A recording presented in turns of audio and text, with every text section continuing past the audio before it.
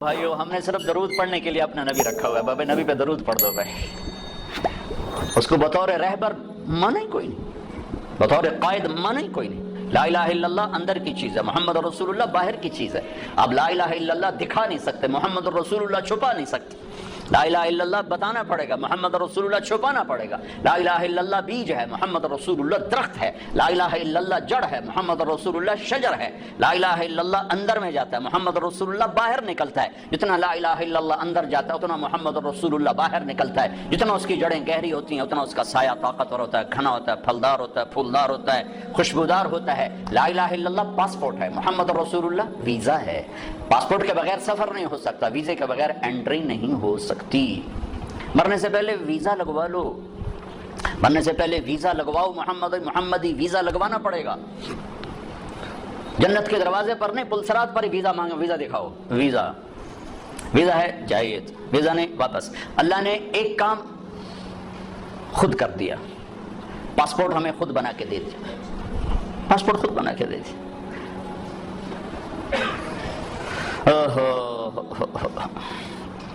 ہماری جماعت تھی سوات میں, تو ایک نوجوان کو ایک ساتھی نے دعوت دی, وہ چپ کر کے سنتا رہا. جب بات ختم ہوئی کہنے لگا, حضرت جی میں ہندو ہوں, مسلمان نہیں ہوں.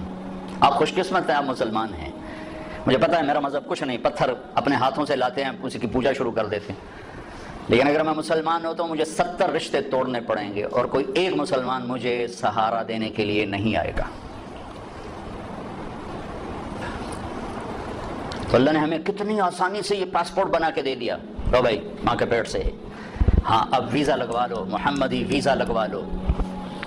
کہ آج اس کی شان دیکھو گے, جب دروازے پہ دستک ہوگی اندر سے آواز آئے گی, کون؟ آپ کہیں گے محمد الرسول اللہ. پھر وہ کہے گا, امرت اللہ افتح لأحد قبلک ولن اقوم لأحد بعدک. یا رسول اللہ مجھے کہا گیا تھا کہ آپ سے پہلے نہ دروازہ کھولوں, اور مجھے کہا گیا تھا کہ میں خود اٹھ کے کھولوں, میں کبھی کسی کے لیے نہیں اٹھا. یہ کون ہے؟ یہ جنت کا بڑا فرشتہ رضوان. دروازہ کھولے گا, آپ نے کہا ادخلھا, میں اندر جاؤں گا. ومعی فقراء المؤمنین, اور میرے چاروں طرف میری امت کے غریب لوگ پہلے داخل ہوں گے. بھائیو حلال حرام تو اسے بتایا جاتا ہے جسے پتا ہو کہ حلال کرنے والا ہے کون اور حرام کرنے والا ہے کون. ابھی تو لوگوں کو نہ اللہ کا پتہ نہ رسول کا پتہ. ہم انہیں کہتے ہیں سود حرام ہے, وہ پہلے بتاؤ تو صحیح وہ ہے کون جو کہہ رہا ہے میرے اور میرے رسول کی جنگ ہے تمہارے. ان کو پتہ ہی کوئی نہیں. جس کی طاقت کا پتہ ہوتا ہے اس کے آگے کون کھڑا ہوتا ہے؟ تیمور کا سفیر جب کسی بادشاہ کے دربار میں جاتا تھا تو وہ گھوڑے سے نہیں اترتا تھا, وہ گھوڑے پر بیٹھے بیٹھے تیمور کا خط یوں پھینکتا تھا, اور جو اس ملک کا بادشاہ نیچے اتر کے جھک کے وہ خط اٹھاتا تھا, کہ اس کمبخت کی طاقت کا سب کو پتا تھا کہ وہ کیا بلا ہے. دنیا کا آخری فاتح ہے تیمور, تیمور کے بعد فاتح کوئی نہیں آیا, آخری فاتح تیمور ہے. ایک چھوٹے سے بادشاہ کی طاقت جھکا دیتی تھی بادشاہوں کو. ادھر سے اللہ اور نیچے رسول کہہ رہے ہیں فَأَذَنُوا بِحَرْبٍ مِّنَ اللَّهِ وَرَسُولِهِ, یا سود چھوڑ دو, یا اللہ اس کا رسول لڑنے کے لیے آ رہے ہیں. کسی کے کان پہ جو نہیں رینگتے کہ وہ نہ اللہ کو جانتے نہ رسول کو جانتے.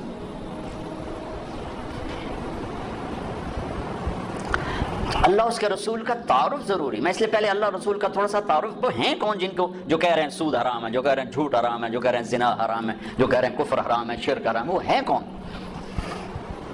میں نے فیصل آباد کے تاجروں میں نا بیان کیا, ابھی یہ میزان بینک اتنا زیادہ نہیں ظاہر ہوا تھا, تو میں تاجروں میں تھوڑی سی بات کر دیتا تھا, بھائی سود کے بغیر آپ تجارت چلو. تو ایک بہت بڑی پارٹی کا چیئرمین آ کر میرے گلے لگ گیا کہ سود کے بغیر کام ہو ہی نہیں سکتا, کر کے دیکھا.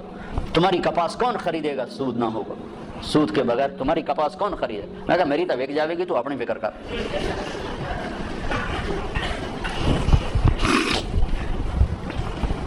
تو میں انہیں معذور سمجھتا ہوں, مسلمان ہیں, نیک آدمی ہیں, لیکن پتہ کوئی نہیں. وہ دلیر ہو کے نہیں کر رہے, وہ نادان ہو کے کر رہے ہیں, پتہ ہی کوئی نہیں ان کو کہ کہنے والا کون ہے اور آگے فرمان سنانے والا کون ہے.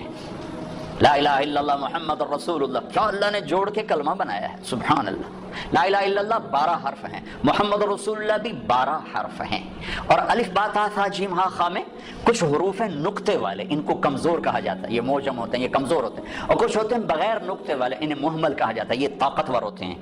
کمزور طاقت کی ایک چھوٹی سی یعنی بات واضح کرنے کے لیے کہ با کو مطلب بتانے کے لیے نقطے کی ضرورت ہے، ٹھیک ہے، لیکن الف کو مطلب اپنا بتانے کے لیے نقطے کی ضرورت نہیں ہے۔ جیم کو اپنا مطلب بتانا ہو تو وہ کہے گی مجھے نقطہ لگاؤ، اور ہا نے اپنا مطلب بیان کرنا تو اسے نقطے کی ضرورت نہیں ہے۔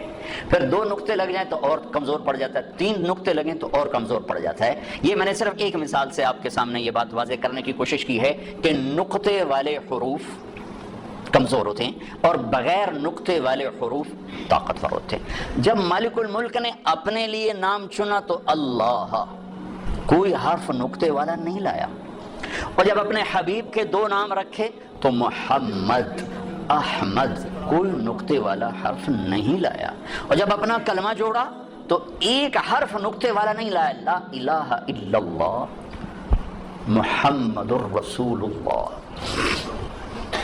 اور لا الہ الا اللہ بھی 12 حرف ہیں اور محمد رسول اللہ بھی 12 حرف ہیں۔ اور میرے نبی نے مثال دے کر کہا کہ اس ذات کی قسم جس کے قبضے میں میری جان ہے، 7 زمینیں، 7 آسمان، ان کے سمندر، دریا، پہاڑ، جنگل، درند، پرند، چرند، اور عرش، فرش، لوح، قلم، کرسی، جنت، جہنم، جبریل، میکائیل، یہ تو میں تفصیل کر رہا ہوں، اسرائیل، اسرافیل، اور ساری کائنات اللہ کے سوا ایک پلڑے میں رکھو اور لا الہ الا اللہ لکھ کر دوسرے میں رکھو، لرجحت بہن لا الہ الا اللہ، تو ذات کی قسم جس سے قبضے میں میری جان ہے، لا الہ الا اللہ سب کو ہوا میں اٹھا دے گا۔ یہ ہمارے دل میں ہے، لیکن ہماری زبان سے جھوٹ کو نہیں اٹھا رہا، ہماری آنکھوں سے غلط دیکھنے کو نہیں اٹھا رہا، ہمارے کانوں سے غلط سننے کو نہیں اٹھا رہا، اندر کے بغض کو نہیں نکال رہا ہے کہ نہ اللہ کا پتہ ہے نہ محمد کا پتہ ہے صلی اللہ علیہ وسلم۔ تو ہمیں ضرورت ہے اللہ اس کے رسول کی ذات کے تعارف کی، کہ ہم جانے تو صحیح ہیں کون، کہنے والا کون ہے۔ تو پہلا نقش لا الہ الا اللہ وہ دھندلا ہو گیا ہے، محمد رسول اللہ یہ پہلا نقشہ یہ دھندلا ہو چکا ہے، تو سارا بازار جھوٹ پہ چلا گیا، سود پہ چلا گیا، کھوٹ پہ چلا گیا، ظلم پہ چلا گیا، ستم پہ چلا گیا۔ ساری سیرت میں سے 3 چیزیں میں نے نکالی ہیں، عروج و زوال کے 3 اسباب ہیں۔ جس قوم میں عدل ہوگا، جس قوم میں سچائی ہوگی، جس قوم میں دیانت ہوگی، انہیں زوال نہیں آ سکتا، چاہے وہ مسلمان ہے چاہے وہ دہری ہے، دہری ہے کوئی مزہ والا نہیں، اللہ کو مانتا ہی نہیں ہے۔ اگر ان میں عدل ہے، اگر ان میں سچائی ہے، اور اگر ان میں دیانتداری ہے، انہیں زوال نہیں آ سکتا۔ آخرت کا فیصلے آگے ہیں، دنیا میں انہیں زوال نہیں آ سکتا، ان پہ کوئی غالب نہیں آ سکتا۔ جس قوم میں ظلم ہوگا، جس قوم میں جھوٹ ہوگا، جس قوم میں بددیانتی اور دھوکہ ہوگا، انہیں کبھی عزت مل نہیں سکتی، چاہے ساری قوم مسجد میں تہجد میں حاضر ہو اور بیت اللہ حاجیوں اور عمرے والوں سے بھرا پڑا ہو، اعتکاف کرنے والوں سے مسجدیں تنگ پڑ جائیں، لیکن اگر جھوٹ ہے، ظلم ہے اور دھوکہ ہے، عزت کا خواب بھی نہ دیکھیں، ذلت اور پستی مقدر ہو جائے گی۔ میرے نبی ایک پورا زندگی کا پروگرام لے کر، صرف 5 وقت کی نماز تھوڑے لے کر آئے تو 2 گھنٹے کا کام ہے، باقی کیا کریں۔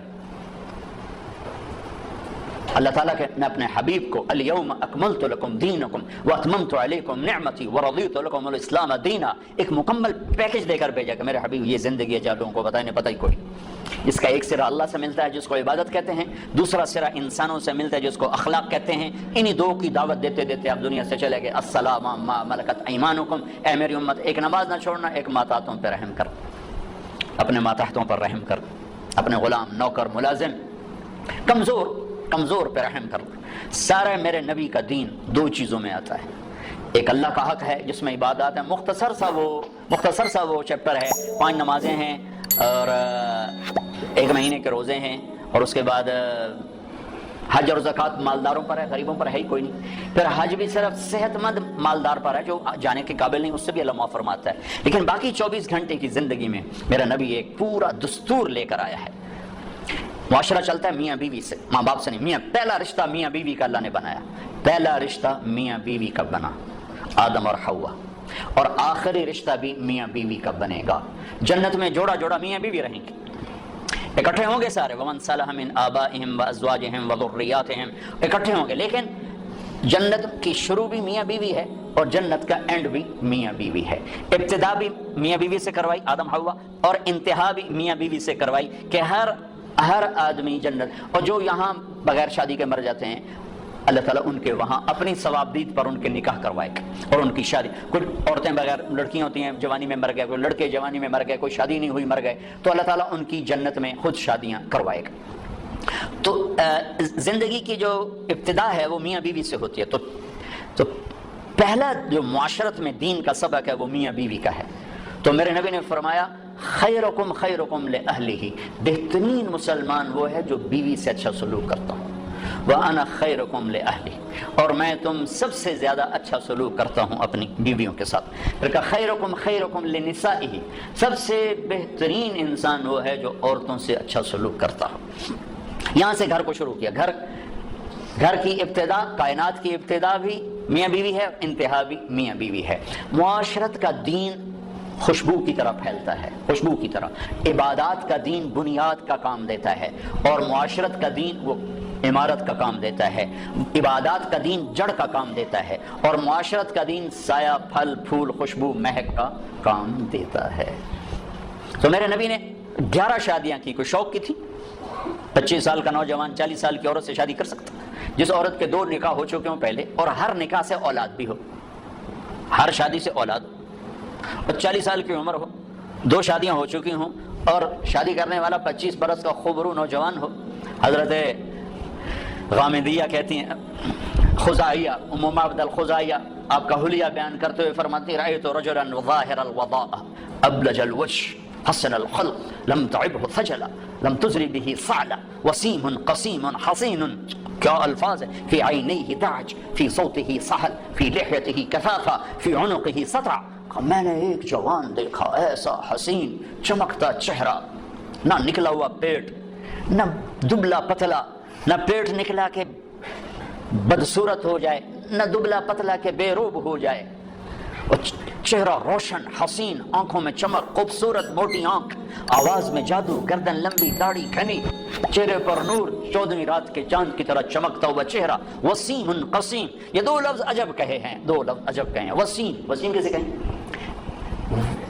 جسے دیکھ کر آنکھ نہ بھرے اور ہر دفعہ دیکھنے کا شوق بڑھ جائے اسے وسیم کہتے ہیں. اور قسیم کسے کہیں؟ جو ہر طرف سے خوبصورت ہو، سر سے لے کر پاؤں تک، ناخن کے انگوٹھے سے سر کے بال تک حسن ہی حسن کا پیکر ہو، اسے قسیم کہتے ہیں. تو کائنات میں حسین بہت آئے، وسیم ایک ہی آیا. خوبصورت بہت آئے، قسیم ایک ہی آئے، وہ ہے محمد الرسول اللہ صلی اللہ علیہ وسلم، جن کو دیکھ کے آنکھ نہیں بھرتی تھی اور ہر طرف سے حسن حسن. 40 سال کی عورت سے شادی ہو رہی اور پوری جوانی ایک عورت کے ساتھ گزارتی. 50 سال آپ کی عمر ہوئی تو حضرت خدیجہ کا انتقال ہو، 65 سال کی عمر کی عمر، اور اس کے بعد شادیوں کی لائن لگ گئی. معاشرت سمجھانی تھی، زندگی سمجھانی تھی.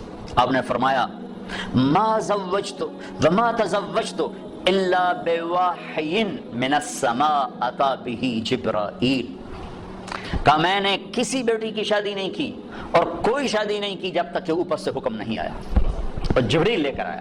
رب نے فرمایا ما تزوجت وما زوجت الا اہل الجنہ، میں نے کسی عورت سے شادی کی ہو، میں نے اپنی بیٹی کی کسی سے شادی کی ہو، سب کے لیے میرے اللہ کا فرمان ہے کہ سب جنتی ہیں.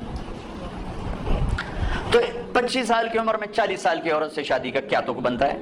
اور حسن ایسا کہ دیکھنے والے آنکھ نہ بھرے. ایسا عائشہ کپڑا سی رہی تھی، سوئی گر گئی تو وہ کمرے میں ایسی روشنی نہیں کہ ان کو سوئی نظر آئے، تو وہ ایسے ایسے ٹٹول رہی تھیں. اتنے میں آپ کمرے میں داخل ہوئے تو آپ کے چہرے کے نور سے سوئی چمکنے لگی. عکس پڑتا ہے نا. تو جو ایسی ہستی ہو وہ تو 25 سال کا ہے تو 20 سال کی لڑکی تلاش کرے اپنے لیے.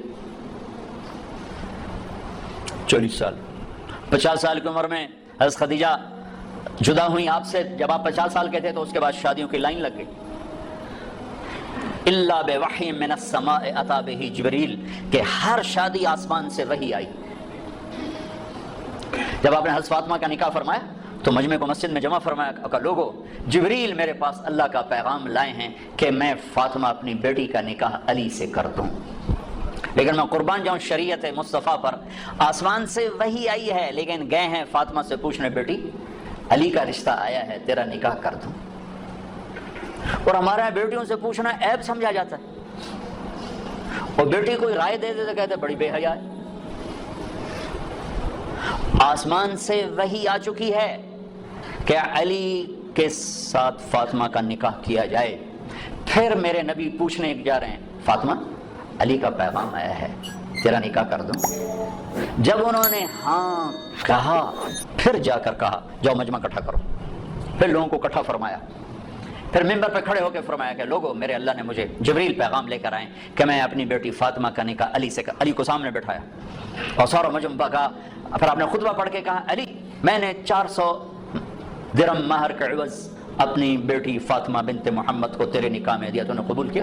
تو نے زور سے کہا میں نے قبول کیا، اور سجدے میں سر رکھ دیا اور زور سے یہ دعا پڑھی رب اوزعنی ان اشکر نعمتک التی انعمت علی وعلی والدی، اس پر آپ نے کہا آمین۔ پھر آپ نے سارے مسجد میں کے حاضرین کو شہد کا شربت پلایا، کھجور کھلائی۔ سبحان اللہ، کیا پیاری زندگی ہے، کیا خوبصورت زندگی ہے، اس سے زیادہ عورت کے حقوق اور کیا کوئی بیان کرے گا۔ حضرت ام ایمن بیٹھی تھی، ان کا بیٹا محمد پانی تو پلا، تو حضرت عائشہ ناراض ہو گئی، کہا تو رسول اللہ سے کہتی پانی پلا؟ کہا کیوں نہ کہوں، میں نے دودھ پلایا ہے، آپ کو 8 عورتوں نے دودھ پلایا ہے، ماں سمیت، ماں کے علاوہ 7 اور عورتیں، جن میں سے ایک ام ایمن، حلیمہ کا تو نام مشہور ہو گیا، 6 اور بھی، ان میں ام ایمن بھی ہیں۔ تو انہوں نے کہا میں نے دودھ پلایا ہے، تو آپ جلدی سے اٹھے، گلاس اٹھایا، کہا ہاں ہاں عائشہ یہ میری ماں ہے، آپ نے خود گلاس پیش کیا۔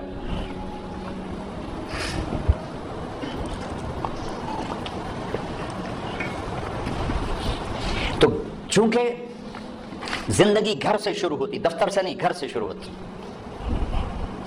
ہمارے ایک استاد بڑے شفیق تھے، لیکن جب آگے کبھی ڈانٹنا شروع کرتے ہم کہتے لگتا ہے استاد جی گھر دینا لڑتے آئے ہوئے، اور ہم دائیں بائیں سے خبر لیتے تو تقریباً وہ خبر سچی ہوتی تھی۔ لڑائی گھر میں، غصہ ہم پہ نکل رہا۔ جب آدمی کا گھر ڈسٹرب ہوتا ہے تو پھر دفتر بھی ڈسٹرب ہوتا ہے۔ تو تم دعا کرو تمہارے پاس گھروں میں نہ لڑیں تاکہ تمہارے ساتھ ٹھیک رہے۔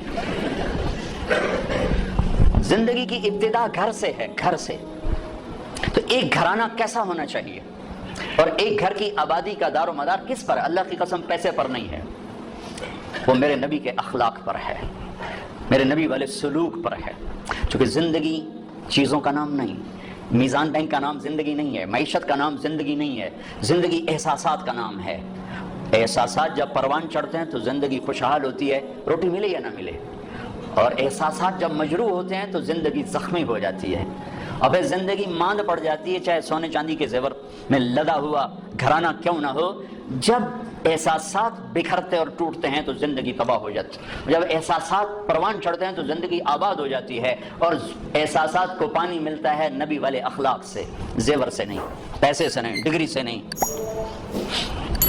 تھوڑی دیر پہلے خاتون ملی اور پھوٹ پھوٹ کے رونے لگی، اربوں پتی آدمی کی بیگم، کہ میں اس دولت کو کیا کروں، میرے خامند کا سلوک کی میرے ساتھ اچھا نہیں، میں اس دولت کو کیا کروں۔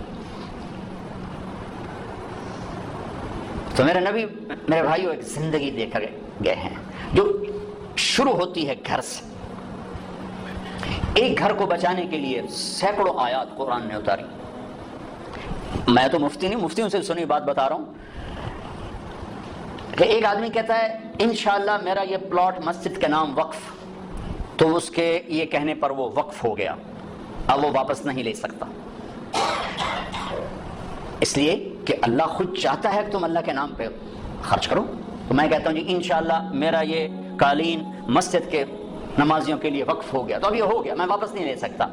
لیکن ایک آدمی یوں کہتا ہے انشاءاللہ میری بیوی کو طلاق، تو یہ مفتی کہتے ہیں نہیں ہوئی۔ اس نے کہا تھا اگر اللہ چاہے تو میری بیوی کو طلاق، اور اللہ چاہتا ہی نہیں کوئی اپنی بیوی کو طلاق دے، اس لیے یہ طلاق نہیں ہوئی، نہیں ہوئی۔ ایک گھر کو بچانے کے لیے سینکڑوں ہزاروں سورہ نساء، سورہ مریم، سورہ طلاق، سورہ تحریم۔ آپ نے کہا علی طلاق سے بچنا، جب طلاق دی جاتی ہے تو اللہ کا عرش کانپ اٹھتا ہے، جب گھر بگڑتا ہے تو وہاں سے معاشرہ بگڑتا ہے، جب گھر سنورتا ہے تو وہاں سے معاشرہ سنورتا ہے۔ تو پہلا میاں بیوی ہیں، ان کا آپس میں سلوک کیسا ہے؟ اور چونکہ کسی کی لڑکی کو مرد لے کے جاتا ہے تو اس کی طرف شریعت زیادہ متوجہ ہے. عاشروہن بالمعروف، ان عورتوں سے اچھا سلوک کرنا، ان سے حسن سلوک، ان سے میٹھا بول، ان سے درگزر. کمزور سے کیا لڑنا؟ ایک نوجوان آیا کہنے لگا جی بیوی سے جھگڑا رہتا ہے، کوئی وہ دو مجھے، کوئی تعویذ دو. میں نے کہا بیوی پہ تعویذ چلتے ہی نہیں.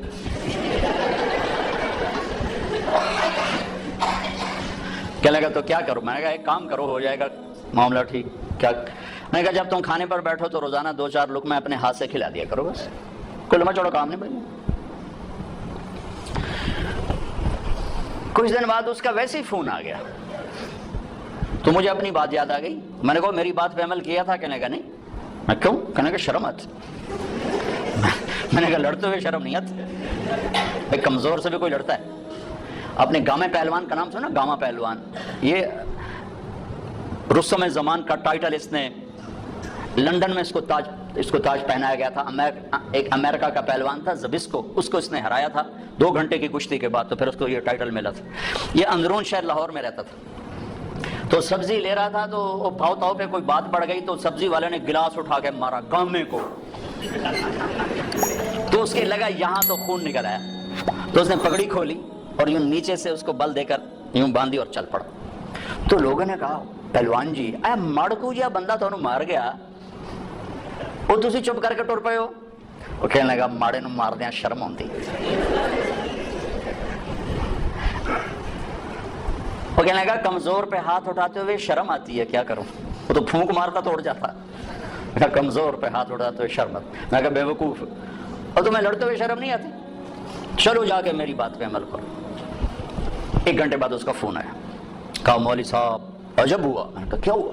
کہا میں نے لقمہ منہ میں ڈالا وہ منہ اتھے ہی کھلے ہی رہ گیا.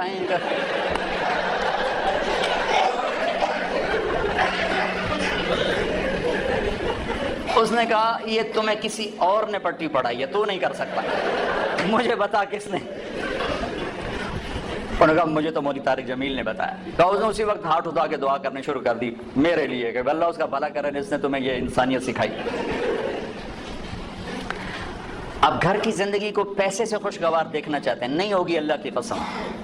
گھر کی زندگی خوشگوار ہوگی تو دفتر بھی خوشگوار ہوگا، اور گھر کی زندگی میں نبوت والے اخلاق آئیں گے تو زندگی پروان چڑھے گی. چونکہ میرے سامنے مرد عورتیں ہوتی تو میں عورتوں کے حقوق کے لیے جو اللہ کے نبی نے فرمایا وہ بھی بتایا تھا کہ اگر میری شریعت میں سجدہ ہوتا تو میں عورت سے کہتا خامند کو کرے.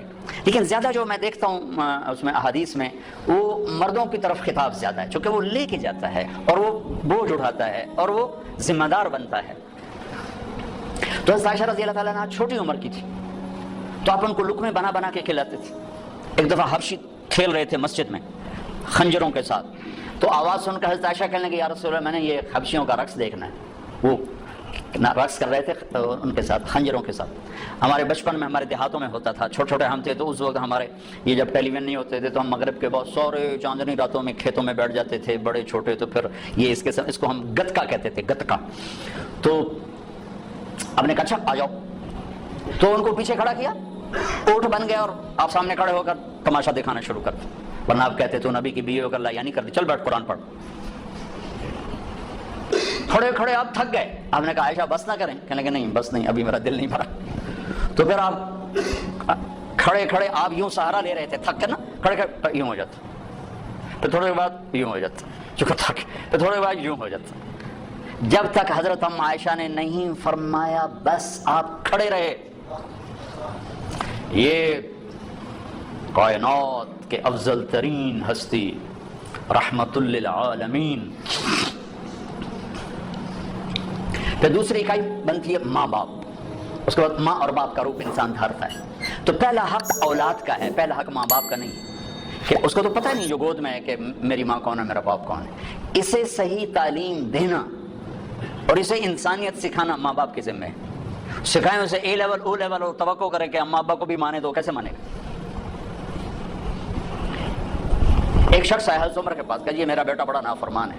تو عمر رضی اللہ تعالیٰ نے اٹھایا کوڑا مارنے کے لیے. انہوں نے کہا یہ میری بات سن. کیا کہا ماں پیو کا بھی بڑا حق ہے پر کوئی اولاد کا بھی حق ہے. آپ نے کہا ہاں تو ذرا بتا دیں. تو فرمایا پہلا حق ہے کہ اچھی ماں دے. دوسرا حق یہ ہے کہ اس کا نام اچھا رکھے، تیسرا حق یہ ہے کہ اس کو قرآن کی تعلیم دے۔ تو کہا پھر آپ میرے ابا کی کارگزاری سن لو، اس نے مجھے حبشی ماں دی ہے لونڈی، مجھے اچھی ماں نہیں دی۔ پھر اس نے میرا نام رکھا ہے جولان، جولان کہتے ہیں گندگی کے کیڑے کو۔ پھر اس نے آج تک مجھے قرآن کی شکل نہیں دکھائی، حضرت عمر نے وہی سوٹا ادھر پھیر دی، وہ بے وقوف پہلا مجرم تو ہے۔ وہ تو ایک پتھر ہے، اس کو تراش خراش کی ضرورت ہے، نہ تراشیدہ وہ پتھر ہے۔ تو پہلی گود ماں باپ ہیں۔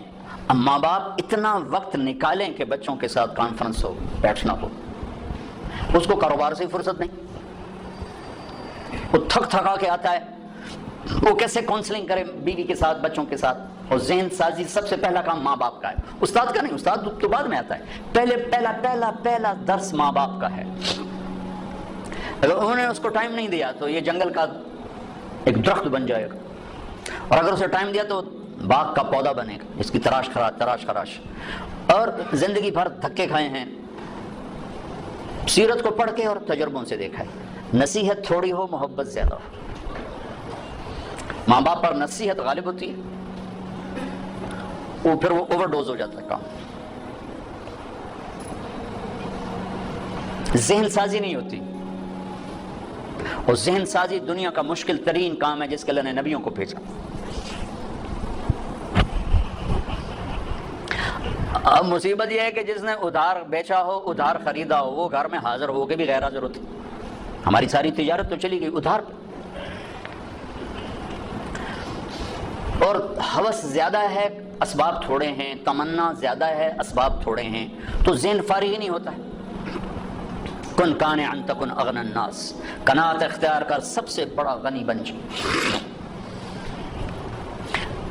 15 برس اللہ دیتا ہے تربیت کے، 15 برس ماں باپ کو، 15 برس کے بعد پوری شریعت متوجہ ہو جاتی ہے۔ یہ 15 سال بچے اور بچی کے ہیں، ان پر لگاؤ زور کہ ان کو اللہ کا تعارف کروا دو، اللہ کے نبی کا تعارف کروا دو، ان کے اخلاق بتا دو، ان کو آخرت بتا دو، جنت بتا دو، جہنم بتا دو، پھر ان کے شر سے تم بری و ذمہ۔ لیکن ماں باپ کو ہی نہیں پتا تو اولاد کو کیا پتا ہوگا؟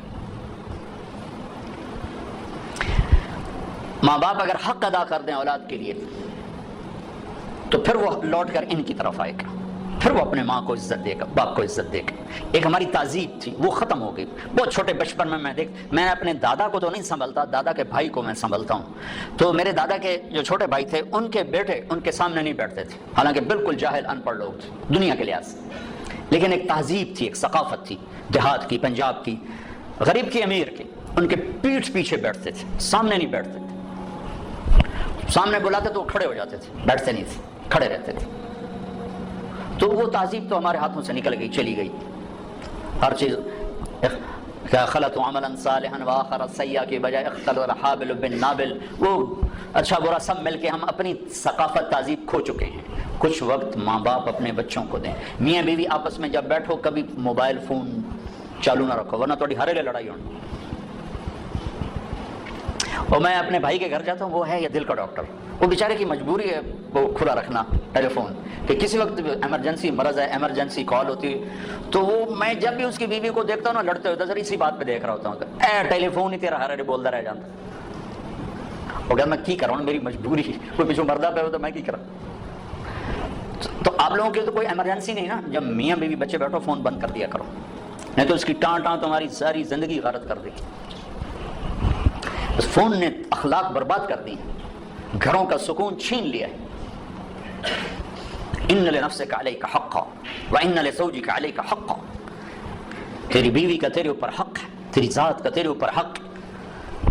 یہ تھوڑا کہ تم میزان بینک کے ملازم ہوتا اور تمہارے گھر میں بھی تمہارا فون چل رہا ہو، بھائی عرفان صاحب کی کہیں کال نہ آ جائے۔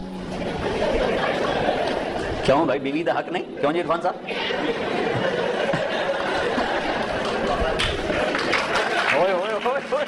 بڑے خوش ہوئے۔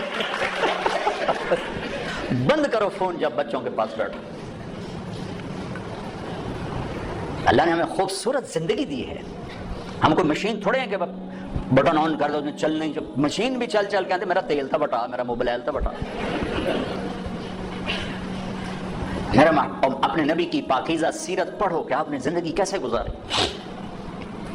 پھر جب میاں بیوی کی کونسلنگ ہو، پھر اولاد کو، پھر وہ حق واپس ماں باپ کو ملتا ہے کہ اولاد ماں باپ کی فرما بردار ہوتی، ان کی آنکھوں کی ٹھنڈک بنتی، ان کے لیے وہ راحت بنتی. لیکن جب ہم ان کو ٹائم نہیں دیتے تو پھر ماں باپ کے حقوق سناتے رہو. حالانکہ میرے نبی نے فرمایا تھا کاش میری ماں زندہ ہوتی،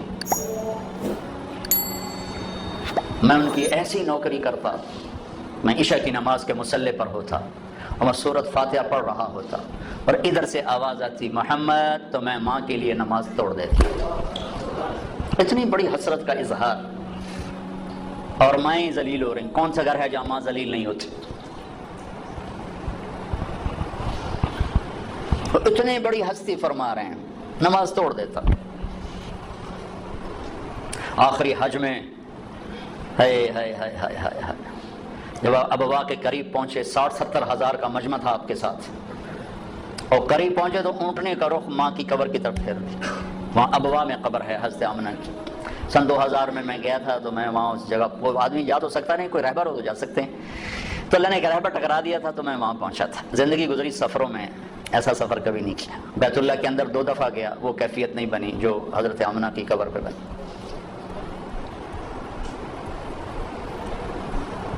مجھے وہ چھوٹا سا محمد نظر آنے لگا، جو ماں کی عمر کیا تھی 25 سال، باپ کا فوت ہوئے 25 برس، ماں کا فوت ہوئے 25 برس، اور 3 افراد، ام ایمن خادمہ والدہ جناب رسول اللہ صلی اللہ علیہ وسلم. اچانک موت کا وار ہوا ہے.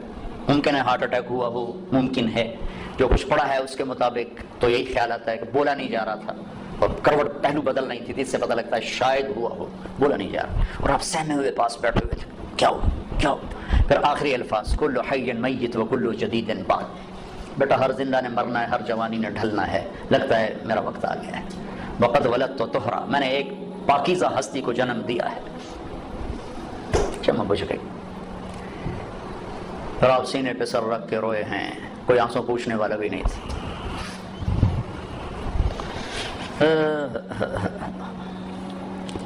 پتھر جوڑ کے وہاں نیچے اترے تو آپ پھر بھاگ کے اوپر چڑھ گئے. پہاڑ ہے اتنا اونچا، اس سے تھوڑا سا اونچا، پھر اوپر چڑھ گئے. ام ایمن پیچھے پیچھے دوڑی تو اب ماں کی قبر سے لپٹ کے لیٹے ہوئے تھے ایسے.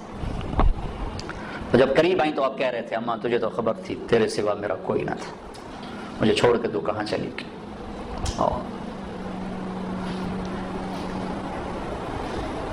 دوبارہ جہاں ایک دفعہ چلا جاؤں دوبارہ جانے کی تمنا نہیں ہوتی، وہاں جانے کی تمنا ہوتی کہ دوبارہ اللہ موقع دے تو میں وہاں جاؤں. ایک وقت اثر ڈھل چکی تھی کافی، فضا میں بھی وہ سرخی چھا چکی تھی، تو موسم سوگوار، ایک وہ مقام، پھر وہ پڑا ہوا سامنے 14 صدی کے پردے ہٹاتے ہٹاتے ہٹاتے میں وہاں بے خود کھڑا رہا. واہ میرا رب، جس کو تو نے حبیب بنایا اسے اتنے بڑے دکھ میں ڈالا، ہوئے ہوئے ہوئے ہوئے کمال کر.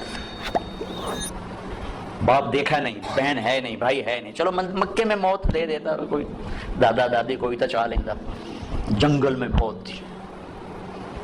کبھی اللہ تمہیں موقع دے تو دیکھنا جا کے. میں تو یہ واقعہ ہزاروں دفعہ سنا چکا ہوں، ہر دفعہ روتا ہوں. حالانکہ آدمی عادی ہو جاتا ہے ایک چیز جب بار بار سناتا ہے، لیکن مجھے نہیں یاد کہ یہ کہتے ہوئے کبھی میں آپ دیدہ نہ ہوں گا. ہائے ہائے ہائے. تو میمن نے اٹھایا، بیٹا اٹھو. کہا نہیں میں نہیں جاؤں گا، مجھے ادھر ہی چھوڑ دو. کھینچ کے لائی نیچے گھسیٹتے ہوئے. میں اس خوبصورت حال میں وہ کیفیت کیسے منتقل کروں جو وہاں میرے اوپر تاری تھی. مکے تک روتے ہی آئے ہیں، روتے ہی آئے. تو زخم اتنا گہرا تھا کہ 6 برس اور 63 سال 57 برس گزر گئے، زخم نہیں بھرا. رب نے اپنی اونٹنی کا رخ ادھر موڑ دیا. اپریل کا مہینہ، شدید گرم، تب ماں کی قبر کے سرانے تشریف لائے، اونٹنی سے اترے اور یوں بیٹھے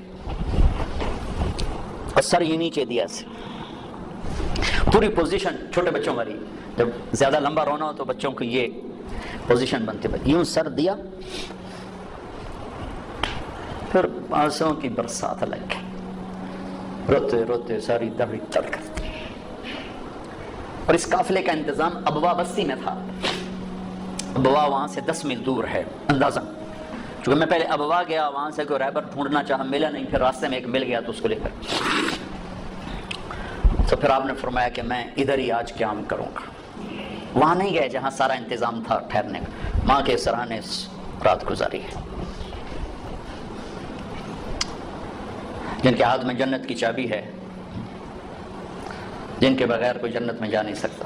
آپ نے کہا سارے نبیوں پر بھی جنت حرام ہے جب تک میں نہ چلا جاؤں، وہ اپنی ماں کے لیے ایسے بے قرار ہیں۔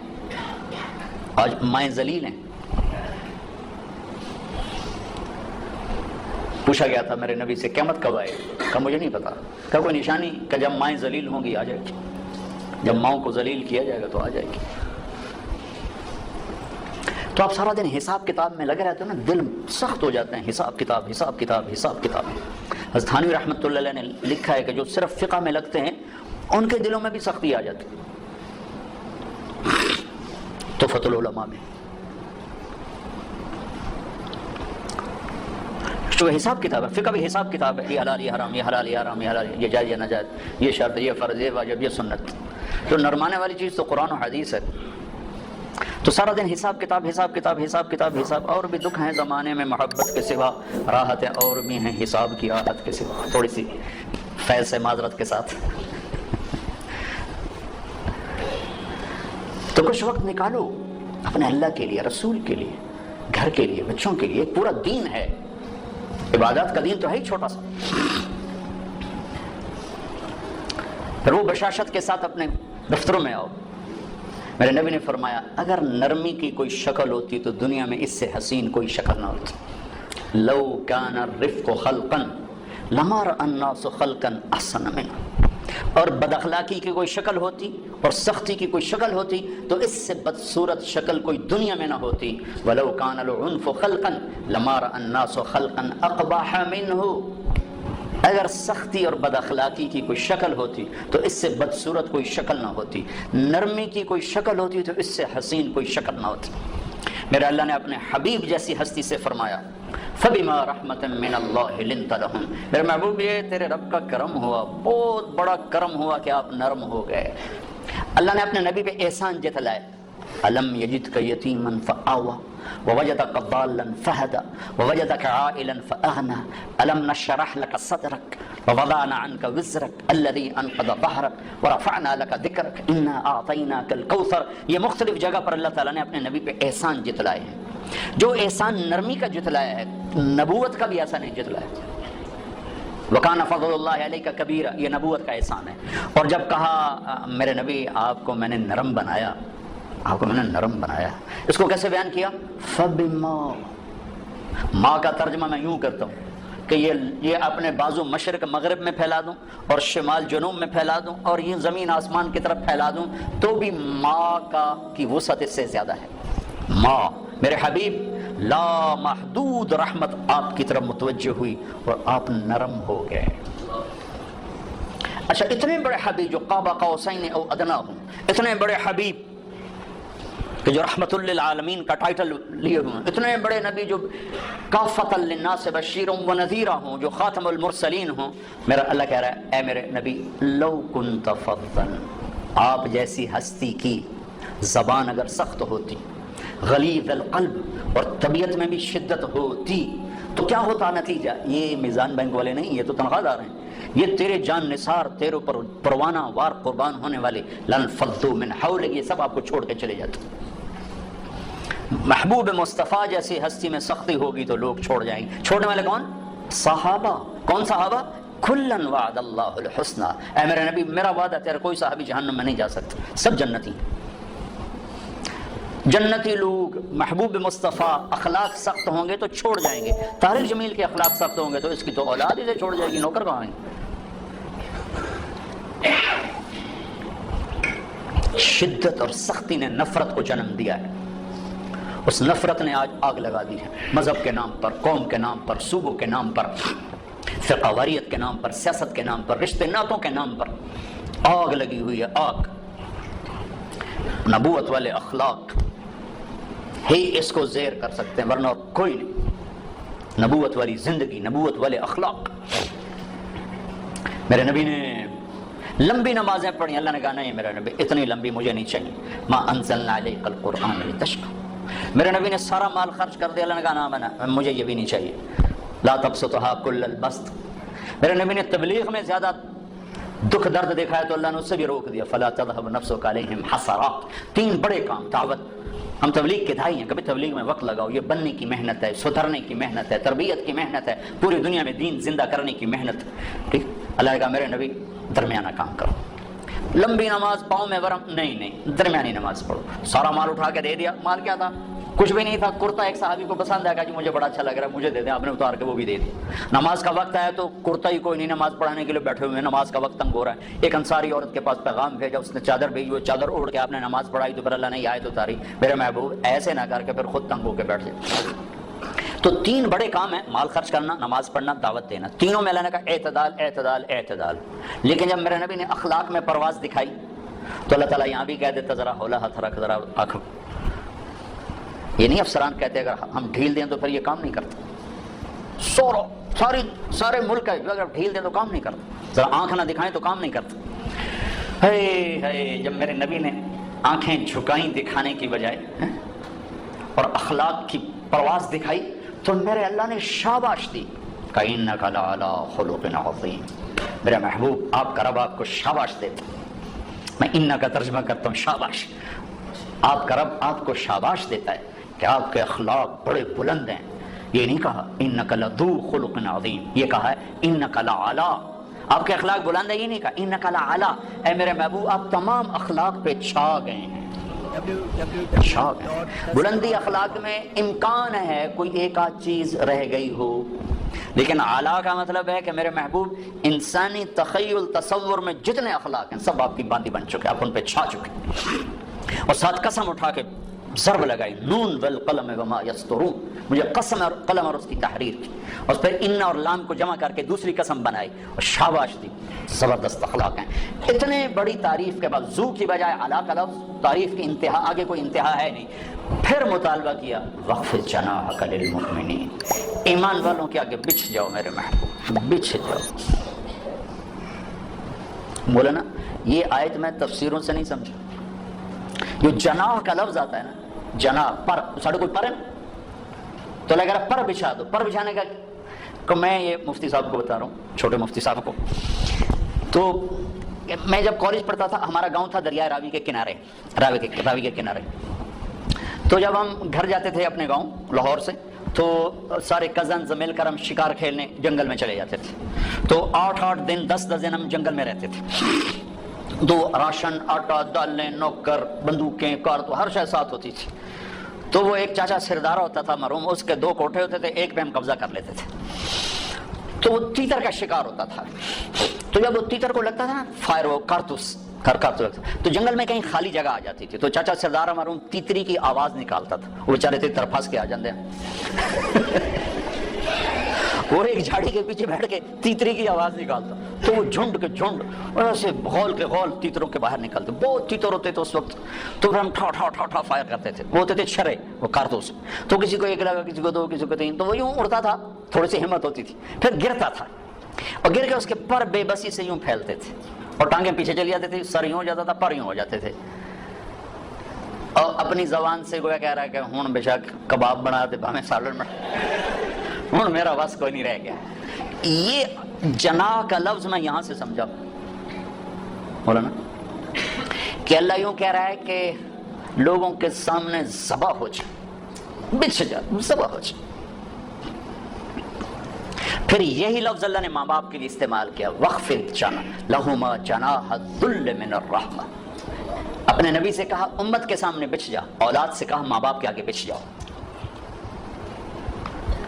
وَبِالْوَالِدَيْنِ إِحْسَانًا إِمَّا يَبْلُغَنَّ عِنْدَكَ الْكِبَرَ أَحَدُهُمَا أَوْ كِلَاهُمَا فَلَا تَقُل لَّهُمَا أُفٍّ وَلَا تَنْهَرْهُمَا وَقُل لَّهُمَا قَوْلًا كَرِيمًا وَاخْفِضْ لَهُمَا جَنَاحَ الذُّلِّ مِنَ الرَّحْمَةِ وَقُل رَّبِّ ارْحَمْهُمَا كَمَا رَبَّيَانِي صَغِيرًا من الرحمة۔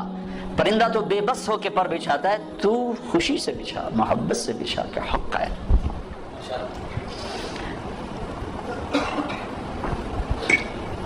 ایک شخص نے ماں کو حج کرایا کندھے پہ بٹھا کر، اور طواف تھا کرا رہا. طواف سے فارغ ہو کر حضرت عبداللہ بن عمر مل گئے. حضرت جی میں نے ماں کو حج کرا دیا, کندھے پہ بٹھایا, طواف کرایا, ماں کا حق ادا ہو گیا؟ تو انہوں نے کہا ابھی تو ایک سانس کا حق ادا نہیں ہوا, ایک سانس. ولا زفرۃ واحدہ, لمبا سانس, تھک کے جب سانس لیا, جب کو زفرہ کہتے. تیری ماں تجھے پال پال جو تھکتی تھی نا, لمبا سانس لیتی تھی, وہ جو اس نے لاکھوں سانس لی ان میں سے ایک سانس کا حق بھی ادا نہیں ہوا. کہا وخفض جناحک للمؤمنین, بچھ جا ایمان والوں کے آگے. زندگی جو ٹریول کرے گی وہ اخلاق کے ساتھ کرے گی, عبادات کے ساتھ بیس بنے گی, جو آگے پھیلے گی خوشبو کی طرح وہ اخلاق ہوں گی. تو ہر وقت حساب کتاب حساب کتاب حساب کتاب, یہ دل دماغ کی, یہ دل کی دنیا ویران کر دیتا. تو کچھ وقت نکالو بھائیو, اپنے نبی کی سیرت پڑھو, اپنے بچوں کو سناؤ. اب تو کتابیں اٹھانے کی دقت کوئی نہیں ہے, اللہ تعالیٰ نے کتنی آسانی کر دی ہے, ایک چھوٹی سی سکرین پر لاکھوں کتابیں موجود. میں مفتی تقی صاحب کا وہ پڑھ رہا تھا آسان ترجمہ, تو اس کے شروع میں لکھا کہ اس کا اکثر حصہ سفروں میں مکمل ہوا, چونکہ کمپیوٹر میں ساری چیزیں موجود تھیں. اور اس صورت کے آخر میں لکھتے بھی ہیں فلاں ایئرپورٹ پر یہ مکمل ہوئی, فلاں ایئرپورٹ پر یہ مکمل ہوئی. کہ اب تو اللہ نے وہ کتابوں کی مشقت سے بھی نجات دے دیا. ہمارے بچے ہم سے زیادہ جانتے ہیں وہ ان کے ساتھ کھیلنا. ان کو بیٹا نبی کی سیرت نکالو, نبی کے اخلاق نکالو, ابو عمر کی سیرت نکالو, ابو بکر کی سیرت نکالو, خود بھی سنو, ان کو بھی سناؤ. دنیا سے جاتے ہوئے اس طرح جائیں کہ اللہ راضی ہو, اللہ کا رسول راضی ہو. باقی اللہ تعالیٰ آپ کی محنت کو قبول فرمائے. بہت بڑی آپ نے, عرفان صاحب کو میں سلام پیش کرتا ہوں کہ, اور خاص طور پر ان کی بیگم کو جو کہ وہ بھی ہمارے ساتھ حج میں تھیں, تو یہ فرما رہے ہیں کہ پہلے انہوں نے ان کا ذہن بنایا. اور جامعہ بھی دونوں ایک ذہن ہو جائیں تو کام میں طاقت ہو جاتی. جیسے حضرت خدیجہ کو سنبھالا, اللہ کے نبی جب آئے پریشان ہو کر تو سنبھالنے والی حضرت خدیجہ بنی, اپنا مال بھی لگا دیا, اپنی جان بھی لگا دی. تو نبیوں کے بعد سب سے پہلے جسے اللہ نے سلام بھیجا وہ خدیجہ ہے. جبریل آیا, یا رسول اللہ, اللہ تعالیٰ خدیجہ کو سلام پیش کرتے ہیں. اس کے بعد ابو بکر کو سلام آیا تبوک کے موقع پر. سب سے پہلے سلام حضرت خدیجہ کو آیا مکہ کہ اللہ تعالیٰ خدیجہ کو سلام پیش کرتے. جب آپ آئے نا گھبرائے ہوئے, پریشان نہیں, بعد میں جب یہ آیت ہے یا ایھا المدثر قم فانذر وربک فکبر وثیابک فطہر والرجز فاہجر ولا تمنن تستکثر ولربک فاصبر, تو آپ نے کہا خدیجہ انقطع ایام النوم والراحہ, خدیجہ میرے کھانے اور میرے سونے اور آرام کے دن گئے. میرا اللہ تعالیٰ کہہ رہا ہے میں لوگوں کو بلاؤں, دعوت دوں, من ادعو من یستجیب, کسے دعوت دوں, میری کون سنے گا؟ گھبرائے ہوئے. تو اس خدیجہ نے کہا انت اول من تدعو وانا اول من استجیب, آپ دعوت دینے میں پہل کریں, میں لبیک کہنے میں پہل کرتی. تو عرفان صاحب سے زیادہ میں ان کی بیوی کو سلام پیش کرتا ہوں, چونکہ وہ ان سے بھی ملاقات ہوئی حج میں. تو یہ جنہوں نے ان کو یہ ذہن دیا, پھر یہ اٹھے, پھر اللہ نے مفتی تقی صاحب جیسا ہمیں سرمایہ دیا. ہاتھی کے منہ سے جب کوئی پوچھتے ہیں نا, چونکہ کچھ علماء اب بھی بات کرتے ہیں, تو میں کہتا ہوں یار ہاتھی کے پاؤں میں سب کا پاؤں. مفتی تقی صاحب نے جب کہہ دیا تو وللضالین آمین. اتنا بڑا آدمی میری نظر میں بر صغیر میں یعنی معاملات میں اتنی بڑی نظر رکھنے والا میری نظر میں اور کوئی آدمی نہیں. تو جب وہ اللہ کے فضل و کرم سے پھر ان کے بیٹے ماشاءاللہ انہی کے نقش قدم پر ہیں اور انہی کی طرح محنت کر رہے ہیں ماشاءاللہ ماشاءاللہ. وہ ہے کیا ہے, ادھر پہ پوت نسل پہ گھوڑا بوتا نہیں تو تھوڑا تھوڑا. اور ہمارے باپ گھوڑے بڑے اچھے رکھا کر, میرے والد صاحب ان کو گھوڑوں کا شوق تھا بچپن میں. یہ موٹریں کاریں بہت کم ہوتی تھی تو گھوڑے بڑے نسل کے رکھتے تھے, بڑے خوبصورت. ایک ہمارا گھوڑا تھا سفید نکرا, اتنا نازک. اسی سے ریلیٹڈ بات آ گئی کہ سختی تو جانوروں کو باغی کر دیتی ہے, انسان کو کیسے باغی نہیں بنائے گی. بڑی سونی چال چلتا تھا. ہمارا ایک کوچوان تھا چاچا گامو, وہ تھا ذرا غصے والا زیادہ. کبھی وہ چابک مار دیتا اس گھوڑے کو تو پھر وہ ایسے کھڑا ہو جاتا تھا, کہتا ہوں میں نہیں ٹرتا. اور واللہ میں آپ کو آنکھوں دیکھا بتا رہا ہوں, سنا سنا نہیں بتا رہا, آنکھوں دیکھا بتا رہا ہوں. ہم چھوٹے چھوٹے تھے, وہ تانگے پہ تھے, تو چاچا گامو نے اس کو چابک مار دیا تو ایسے سیدھا ہو گیا. پھر اس کا طریقہ ہوتا تھا بھائی کوئی لگام چھوڑو چل پڑے, نہیں. پھر ہوتا تھا وہ ٹانگے کے پہیے کو دو آدمی سے گھماتے تھے, وہ ٹانگے کا پہیہ گھما وہ اور آکڑ گیا. تو چاچا گامو گیا اور اس نے پگڑی اتاری واللہ, اور اس کے پاؤں میں رکھ کر کہنے لگا ہون کا ٹور پاؤ. یہ میں نے آنکھوں سے دیکھا ہے. اور یہ کہہ کر آ کر بیٹھا تو گھوڑا چل پڑا کہ ہاں ٹھیک ہے اے ٹھیک ہے۔ اب آپ لوگوں کو چابک سے چلاؤ، اولاد کو چابک سے چلاؤ، بیوی کو ہنٹر سے چلاؤ، کیسے چلے گی؟ محبت دو محبت۔ اللہ اقبال کی قبر روشن کرے۔ ایسا شاعر نہ میں نے اردو میں دیکھا نہ عربی نے، نہ فارسی میں، عجب شاعر تھا۔ یقین محکم عمل پہ ہم محبت، تین کام کر لو، کیا ہے؟ فاتح عالم، پوری دنیا فتح کر۔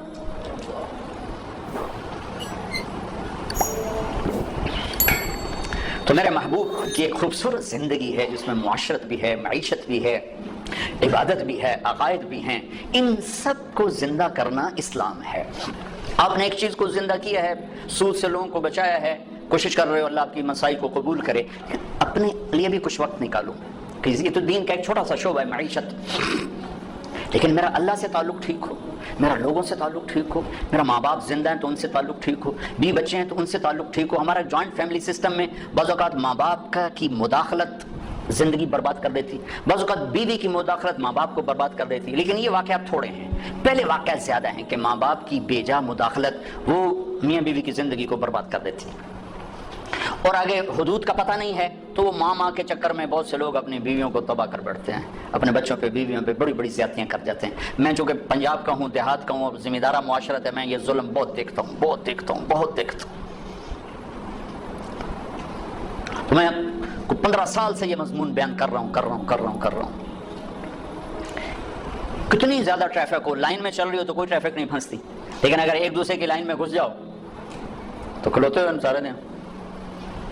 تو ساس بہو کے اندر کی حدود میں جانا چاہتی ہے، بہو ساس کی حدود میں جانا چاہتی ہے، سسر میاں بیوی کی زندگی میں آنا چاہتا ہے، وہ اس کی زندگی میں آنا چاہتے ہیں، تو 4 گاڑیاں پھنس جاؤں تو ٹریفک رک جاتی۔ 1 لاکھ گاڑی اپنی لائن میں جا رہی ہو، کوئی ٹریفک نہیں بند ہوتی۔ تو میرے نبی نے زندگی بتائی ہے، بیوی کا اپنا حق ہے، ماں باپ کا اپنا حق ہے۔ میرے ماں باپ کی وجہ سے میری بیوی بے عزت نہ ہو، میری بیوی کی وجہ سے میرے ماں باپ بے عزت نہ ہو، بہن بھائیوں کی وجہ سے بیوی کا رشتہ خراب نہ ہو، بیوی کی وجہ سے بہن بھائیوں کا رشتہ خراب نہ ہو۔ اس کو بیلنس کرنا، آپ کے تو بینک کا نام ہی میزان ہے، بڑا خوبصورت نام رکھا ہے، عدل، ترازو۔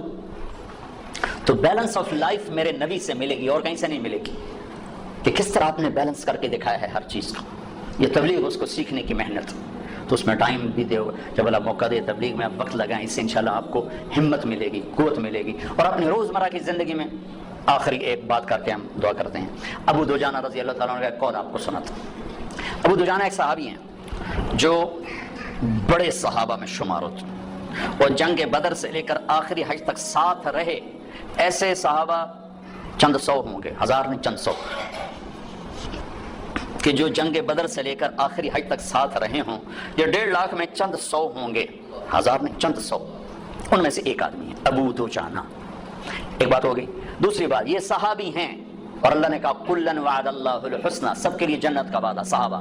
پھر یہ حدیبیہ میں شریک ہیں تو اللہ نے کہا لقد رضی اللہ عن المؤمنین، حدیبیہ والوں سے اللہ راضی ہو گیا۔ پھر یہ بدر میں شریک ہیں تو اللہ تعالیٰ کے نبی نے کہا بدر والے جو مرضی کریں اللہ نے معاف کر دیا، ٹھیک ہو گیا۔ پھر تھوڑا سا میں ان کی تاریخ بتانا چاہتا ہوں تاکہ اگلی جو میں بات کرنا چاہتا ہوں اس میں وزن آپ محسوس کر سکیں، ورنہ وزن نہیں آئے۔ احد کے میدان میں آپ نے یوں تلوار اٹھائی، یہ تلوار کون لے گا؟ تو کئی لوگ کھڑے ہو گئے۔ پھر آپ نے کہا اس کا حق کون ادا کرے گا؟ تو سارے بیٹھ گئے، صرف 3 آدمی کھڑے رہے، ایک عمر، ایک زبیر، ایک ابو دجانہ۔ تو آپ نے وہ تلوار نہ عمر کو دی نہ زبیر رضی اللہ تعالیٰ عنہم، وہ ابو دجانہ کو دی۔ تو حضرت زبیر آپ کے پھوپھیز آدمی ہیں اور ٹاپ 10 صحابہ میں ہیں، ابو بکر، عمر، عثمان، علی، طلحہ، زبیر، سعد، سعید، ابو عبیدہ، عبد الرحمن۔ آپ نے ایک محفل میں ان 10 کے نام لے کر فرمایا کہ یہ سب جنتی ہیں۔ ان میں ایک زبیر ہیں، کہنے لگے میں پھوپھی کا بیٹا، شجاعت کی دھاک بیٹھی، مجھے نہیں دی، اس کو کیوں دی؟ اب میں دیکھوں گا یہ کیا کرتا ہے۔ تو ابو دجانہ رضی اللہ عنہ نے سرخ پگڑی باندھی، مرنے کی تمنا، خون و خون ہونے کی تمنا، کان الذی عاہدنی خلیلی ونحن بالصفح لدى النخیل، اللہ اقوم الدہر بالقیول واضرب بسیف اللہ ورسولہ، کہ میں وہ ہوں جس نے اپنے نبی کے ساتھ وعدہ کیا ہے کہ پہلی صف میں کھڑے ہو کے لڑوں گا، پچھلی صف میں نہیں، اور اللہ اس کے رسول کی تلوار کا حق ادا کروں گا۔ اور ایک طرف سے حملہ کیا اور پورے قریش کے لشکر کو چیر کے پار نکل گیا۔ تو زبیر رضی اللہ عنہ حیران ہو، یہ کیا بلا ہے؟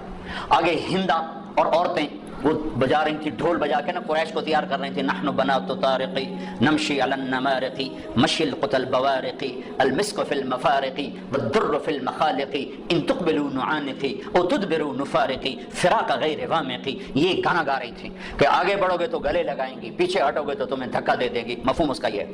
تو جب ابو دجانہ پڑھے تو ساری عورتیں بھاگ گئیں.